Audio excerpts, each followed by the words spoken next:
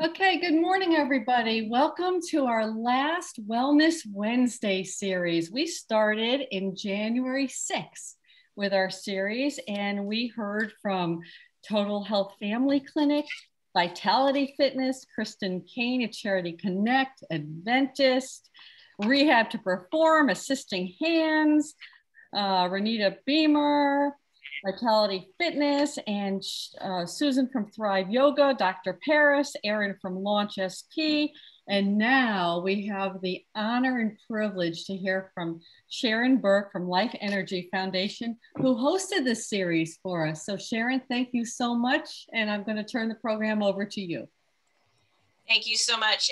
And Margie, thank you and Rockville for all the work you did during the pandemic, and as you continue on, and how you pivoted and morphed and brought some of these things, that all of these tools that we've heard are so important and extremely under the conditions we were working with, to keep ourselves going both mentally and physically. And it is super important to do those things.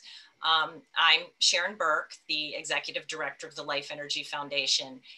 And after about 28 years in the health and wellness sort of fitness world, and working with people with chronic condition, I really felt the need to create a foundation to get all the best practices that we know work in people in health and fitness and chronic conditions, or even on the preventive side, to get them evidence-based researched, tools and resources. And that's what we do. And we tried to make it accessible to all people. Like, we do make it accessible to all people. And one of the things too is to partner and form collaborations like this, so that the message can, not just be us, but also everybody else in the health and wellness industry and world. So thank you so much for doing that. Now on to the wrap up, which was kind of big, being the end wrap up. But one of the things I was thinking, like, what can we do? So two things that research has really shown, and it's kind of pulling a combination of everything that we've learned and heard, is morning ritual and evening ritual. And if you don't like the word ritual, you could say practice or activity or set, plan, and recap. Whatever word works for you is something that you've learned or you found through another, that resonates with you, that in the morning is something that is going to wake you up. And as Patricia always likes to say, set the intention of your day. And it has to be something that you like to do. Like if you say, oh, I'm going to get up and exercise, but it's not something that is sort of resonates with you. Like for me, yes, it would, but for other people, it doesn't. Sitting and reading the coffee or staring at the TV with your tea is your morning ritual. And there's nothing wrong with that. There's no wrong practice or way to put it together, but you should come at it. Does, when you get up from that little routine, make you feel better in any shape or form? Because I have a chronic condition, and I guarantee you getting out of bed in the morning is never a fun thing, ever.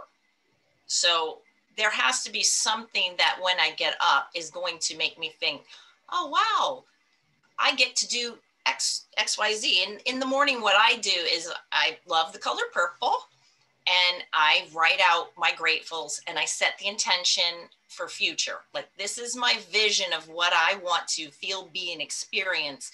And I write with a purple pen with purple ink. And yes, I have tea first, and then I have my coffee, which I also love. So it's a whole entire thing. Did I start that way? No, it was just writing 10 gratefuls. Then it morphed. So what can you do in your morning on a consistent basis? And then we go pull into, I think somebody went over in our series, SMART goals. That is, and I can't even tell you because this is my second cut, but they're attainable, they're measurable, they're actionable, and you can do them. Make them easily achievable, that if you said, oh, it's just a matter of having tea in the morning. Yeah, I can do that. I can do that easy. Start easy. Because if you don't continue, then it's like pretty much everything else. And I always say it's like do something you enjoy. And the word joy is in enjoy. So if you make it, so that's step one.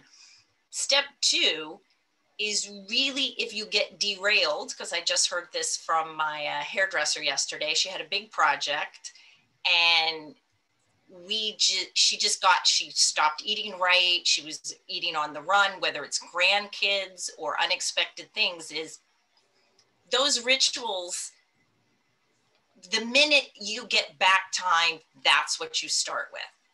And then we're going to talk a little bit at the end of the day, the ritual, which is, what do you do to decompress, bring your nervous system down from all our Zooming and our world and our, anybody with kids can relate to this. It's that mommy, mommy, mommy. And we've changed the mommy, mommy, mommy for the ding of the phone, the ding of the email. It's like that thing that comes in and interrupts your thought process or what you were doing that needs your attention. Sometimes it does. Sometimes it doesn't. That's awesome, Patricia.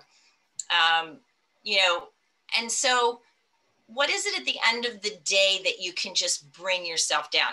Could it be, not alcohol? Please don't choose alcohol. Although it could be. I'm not going to say no to anything. There's always outliers out there. And here's my thing, is that I tell everybody with a chronic condition, if it works for you, continue to do it. But look at it through an objective lens. That, is it really giving you what you want, or is it escapism? Because those are two different things. And so what is your evening routine? And I would just suggest there are two things that are very powerful if you have sit at a desk for a long time, is to take a hot shower. Well, number one, try to get off the computer an hour before you go to bed. That's research proven. But take a hot shower if you can. You don't have to wash off, just get in there. A bath would be good, Epsom salts bath, anything to get heat and relaxing. Showers I kind of like because they actually, being enclosed, cuts off some of your sensory. And then do what I call the 90-90, which is lay down on the floor, on your bed if you can't get down on the floor. Elongate your spine. Make sure you have a support for your neck and your lumbar back if you need it. And put your feet up, so like you're sitting in a chair, but you're actually horizontal. This allows the spine to decompress. You don't have to do anything. Just lay there and enjoy it. If you want to read a book, read a book. You want to listen to audio, music, whatever. 5 minutes is optimal, but I will take 1 to 2.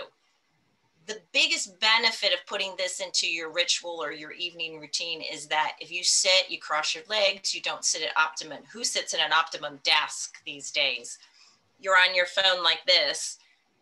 It helps just unkink before you go to bed and sleep in that position.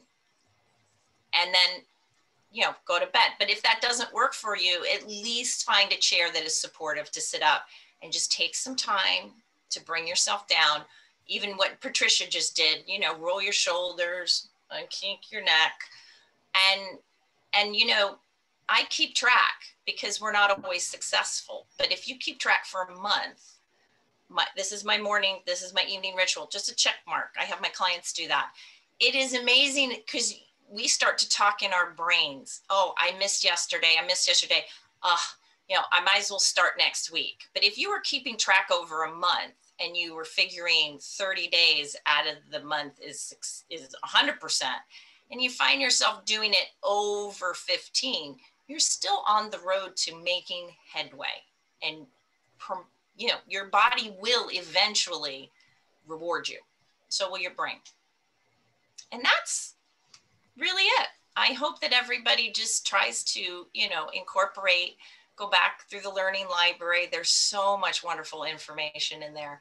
And, it's so been wonderful, sharing this time in the morning and learning with you. Massages. If you can get massage, some people don't like it. My sister's so ticklish, but I do. I'm back to that. And I'm wondering if some of my stiffness that I've acquired this year has been due to the fact that I actually haven't had some assistance with getting my tissue unglued. Because one thing, just one last tidbit we don't realize is fascia. So fascia sits on top of the muscle. It also sits through the muscle. But once you sit for 20 minutes, you've glued it. It starts to glue and it loves. And when you feel like you're moving in a block, that's what it is. That